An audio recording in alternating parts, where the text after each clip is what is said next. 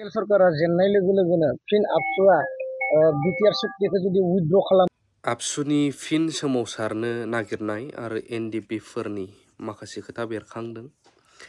बे जाहैबाय बनसुनिफ्राय आरो बिथांमोना मा खोथा जे सोंलु खालामग्राफोरनियाव फिन होदों नोंथांमोननो फुल भिडिअ लाबोनो थांगासिनो।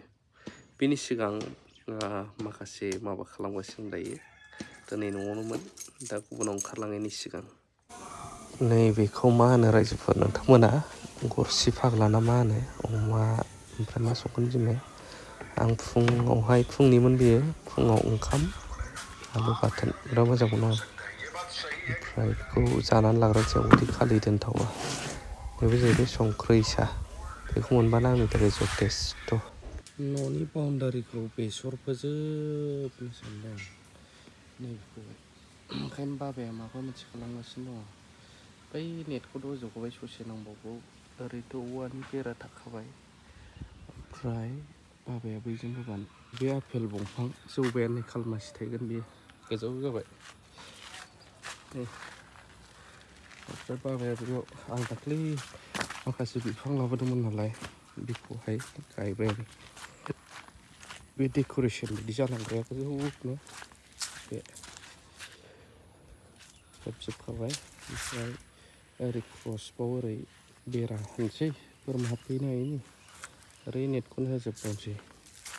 बे जेब्ला देरो बिसोरो बेखौ दानफायनोसै, बिराद एम्फौ सुयो जायो। बेसर फोजोबनो बाबाया हेबगासिनो। बे नेटखौ खुलिनानै डाइरेक्ट ओरै क्रस खालामसै। बे आरो फोथारा क्लियार।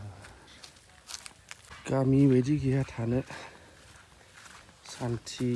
टाउनावथ' नोंथांमोना गोबां मोजां मोनो थाग्राफ्रा, जें जें जांजां मोनो आं खिन्थु बांसिन। गारि मथर दावराव, न'आबो खोन खोन, गामियाव स्रां स्रिं, पलुसनबो गैला, दावराव दावसिबो गैला। माव आरो जा। सरकारा जेननाय लोगो लोगोनो फिन आबसुआ बिटिआर सुक्तिखौ जुदि उइथड्र खालामो, उइथड्र खालामनायनि गेजेरजों बड'लेण्ड सोमावसारनो नागिरोब्ला माबाफोर हेंथा जागोन नामा, माबाफोर समस्याफोर जानो हागौ नामा एनडिपिनि गेजेराव? नंगौ जे बियो जोबोद सिन्था खालामनांगौ खोथा दङ।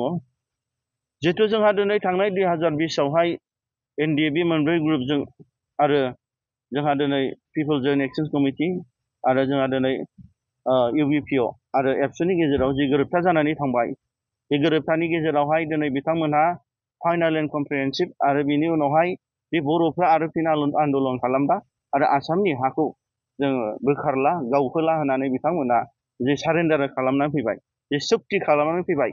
आरो बिनि गेजेरजों दिनै बर'फोरनो जि माखासे प्रमिस होदोंमोन, नाथाय बे प्रमिसफ्राबो दिनै मोगथां महर मोनासै। आरो बिनि गेजेरजों दिनै मानगोनां एनडिएबि बिथांमोनहाबो जोंनि फाउन्डार एनडिएबिनि मानगोनां डक्टर मानगोनां रन्जन दैमारि सार बिथाङाबो दिनै गनो हायासै। आरो बेजों लोगोसे गोबां सेन्ट्रेलनि लिडार्स आरो केडार्स बिथांमोनाबो गनो हायासै।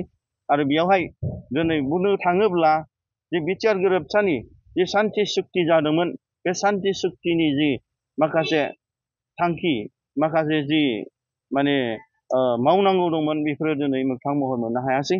जों आसा खालामदोंमोन जितु सिगनेटारिस बिथांमोनहानो, मानगोनां बिटिआरनि सिएम प्रमद बर' बिथांमोनानो जे गावसोरनो दिनै सरकार दाबायमोन। दिनै बिनि गेजेराव सेन्ट्रेल आरो स्टेट आरो दिनै बिटिसिआवबो जयैनो जथाय क'आलिसन गभर्नमेन्टमोन, इउपिपिएल आरो बिजेपि। बुंनो थाङोबा ट्रिपल इन्जिन होनजायोमोन। नाथाय बिनि गेजेरावबो बिथांमोना दिनै जे टारगेटखौ मावफुंनो हायासै। नाथाय दिनैनि समाव दिनै बिथांमोना खुंथाय गोहोआव जाय गोरोबथा खालायदों बिथांमोना गैया। दा बिथांमोना जेसेबां मावगोन, बेसेबां दिनै सावरायनो थांगोन, बेखौ जों बुंथ'नो हाया। नाथाय मोनसे खोथायानो जाहैबाय जे बारे बारे दिनै दुलाराय बर' फरायसा आफादा 93आवबो बिथांमोना सुक्ति खालामबाय, नाथाय बिथांमोना डिनाउन्स खालामबाय। नाथाय 2003आवहाय जेब्ला बिएलटिआ सुक्ति खालामदों बिटिसि, बेयाव बिथांमोना दिनै एरायनानै थाबाय जे बिथांमोना दिनै बिटिसि सुक्तिखौ सापर्ट होआसै। नाथाय 2009नि उनावहाय दुलाराय बर' फरायसा आफादा फिन खेबसे सोमावसारफिनबाय एनडिएबिजों लोगोसे ज'यैनो। नाथाय जों सानदों दि आसाम गभर्नमेन्टआ बर'फोरनो खेबसे नङा खेबनै खेमथाम सुक्ति खालामबाय फिसा फिसा काउन्सिल, नाथाय बिनि गेजेरावबो दिनै आन्दलना जोबनानै थाङासै। नाथाय दिनै आसाम गभर्नमेन्टआ ओरैबायदि मोनसे सोलोजों बिथांमोना एक्सपिरियेन्सनि थ्रुयै दिनै बिथांमोना बिटिआर गोरोबथा खालामबाय। जाय बिटिआर गोरोबथानि गेजेराव मोनफ्रोमबो बर'नि दल संगठन आफादफोरखौ दिनै खेबसेनो फानजारियाव जोबनानै जे सानाय बादे सानानै दिनै फोजोबनानै दोनबाय। दिनै दुलाराय बर' फरायसा आफादआ 93नि बादे दिनै उइथड्र खालामफिननानै आन्दलन खालामनो नागिरोब्ला अब्ला मा जाहैगोन? बै बिटिआर गोरोबथायाव सुक्ति होफानाय एनडिबि बिथांमोननि इस्युआ दाबो जोबाखै, बिथांमोना दाबो जेलाव दं। अब्ला बिथांमोना दिनै जेलनिफ्राय गनायनि खुनु समायसा जानाय नङा। आरो जाय बिथांमोना एनडिबि बिथांमोना बिटिआर गोरोबथानि गेजेरजों दिनै माखासे एनआइए केस, माखासे फिसा फिसौ केसफोर दङ, बे केसा गासिबो दिनै गोथां जाफिनगोन आरो बिथांमोनखौ साफा साफा एरेस्ट खालामगोन।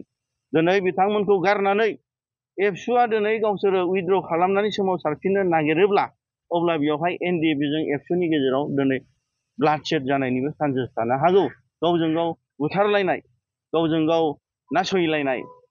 मानो होनोब्ला दिनै बिटिआर गोरोबथानि गेजेरजों दिनै एनडिएफबिनि इस्युफ्रा केसफ्रा दिनै जोब्बायब्ला अब्ला गाबोन फिन बिथांमोना सोमावसारफिननानै दिनै सुक्तिखौ नाखस खालामनानै बिथांमोना दिनै सोमावसारफिनोब्ला अब्ला एनडिएफबिनि मोनफ्रोमबो केसा दिनै रेजिस्टार जाफिनोब्ला अब्ला बिथांमोननि गेजेराव मिसआन्डारस्टेन्डिं, इभेन बुथारलायनायसिम मोनसे फैनो हागौ।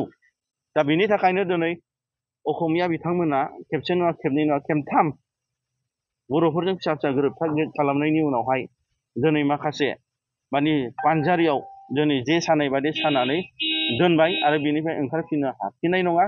दिनै बे मोनसे बिथांमोननि बिराद गिदिर डिप्ल'मेटिक स्ट्रेटेजि। आरो बिनि गेजेराव दिनै बर' माहारियारि फरायसा आफाद नङाब्ला खुनु दल संगठना गोदानै फिन बड'लेण्ड सोमावसारनायाव बाहागो लानो हानाय खुनु गोहो गैया।